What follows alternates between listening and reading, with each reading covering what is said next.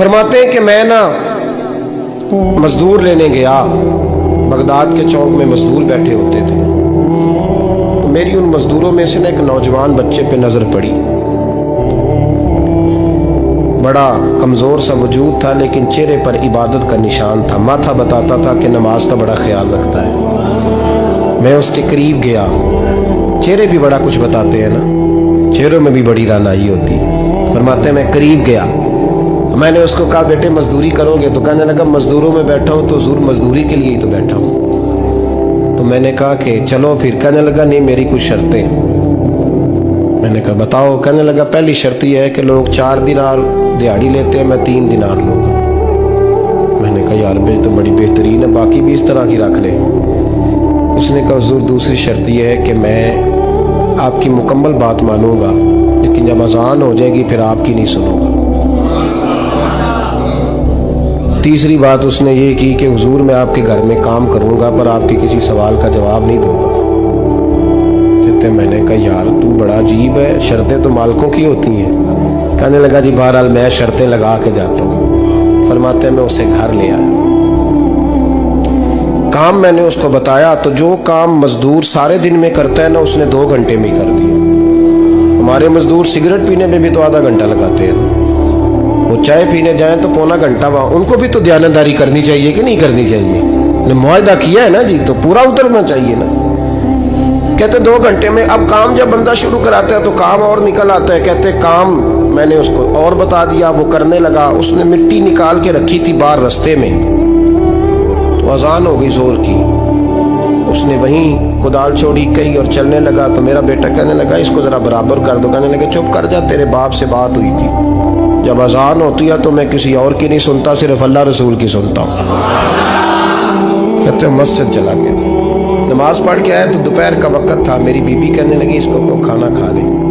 कहते हमने कहा खाना खा लो, तो कहने लगा मैंने रोज़ा रखा हुआ, रमज़ान भी नहीं था, नफली रोज़ा रखा हुआ। फरमाते हैं शाम हुई, मैंने 3 दिनार दिए, तो मैंने कहा तेरा नाम क्या है? कहने लगा मैंने आपसे कहा था मैं किसी सवाल का जवाब नहीं दूंगा। कहते वो चला गया। अगले दिन मैं फिर लेने गया उसे, काम कुछ और निकल आए, तो लोगों ने बताया वो सिर्फ हफ्ते वाले दिन आता है। मैंने कहा क्यों? कहने लगे जी वो कहता है मेरा हफ्ते का खर्चा 3 दिनार है, जब 3 दिनार कमा लेता हूँ तो बाकी सारा टाइम अल्लाह रसूल की जिक्र में गुजार दिया करता हूँ। फरमाते हैं जी अगले हफ्ते मैं फिर लेने गया, मैंने पूरा हफ्ता इंतज़ार किया कि काम उसी से कराना है। मैं जब गया तो मैंने कहा चलो। कहने लगा मेरी शर्तें याद है ना? और मैंने कहा याद है भाई, साथ चल। फरमाते हैं काम कराया, 2-3 हफ्ते वो आता रहा। एक हफ्ते में गया तो लोगों ने कहा हुजूर आज नहीं आया। क्यों? कहने लगे बीमार हो गए।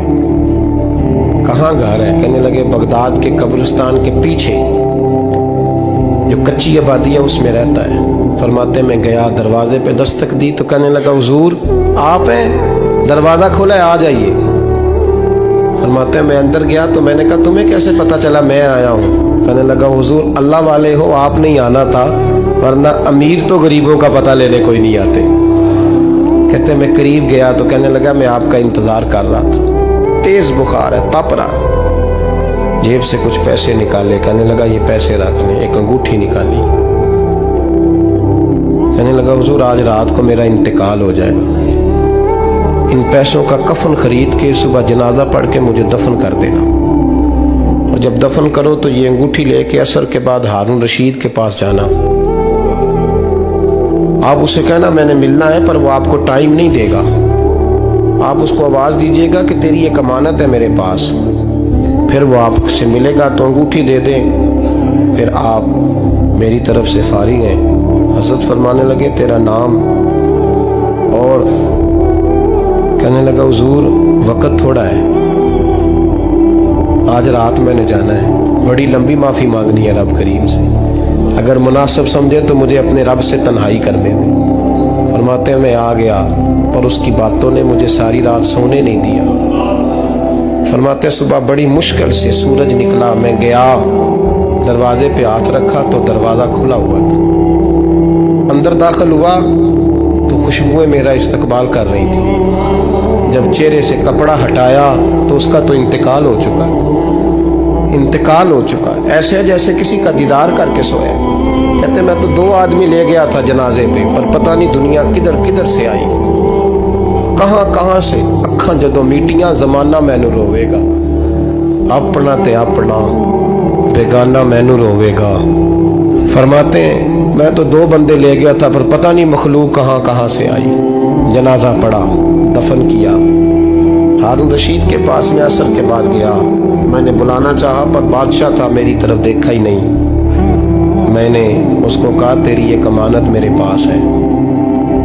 फरमाते हैं वो मुझे कोने पे ले गया, क्या बात है, कमरे में बुलाया, मैंने अंगूठी दी। हारून रशीद तो चीखे मारने लगा, कहने लगा अंगूठी वाला कहाँ है?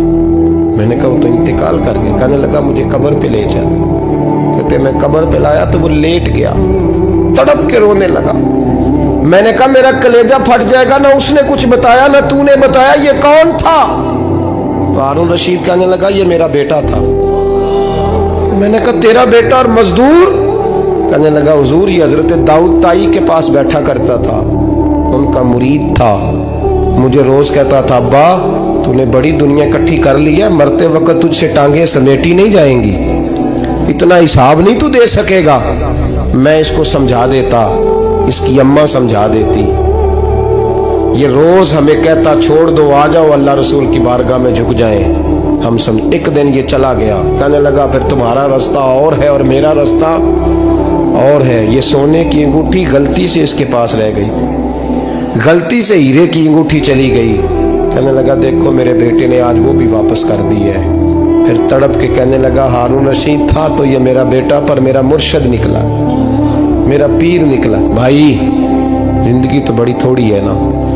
बाबा साहब ने कहा था उठ फरीदा सुत्या, और दाढ़ी आ गया ही पूर, अग्गा नेड़े आ गया ही, पिछा रह गया ही दूर। उठ फरीदा सुत्या खलकत वेखन जा, मते कोई मिल जाई बख्शिया ते तू ही बख्शिया जा।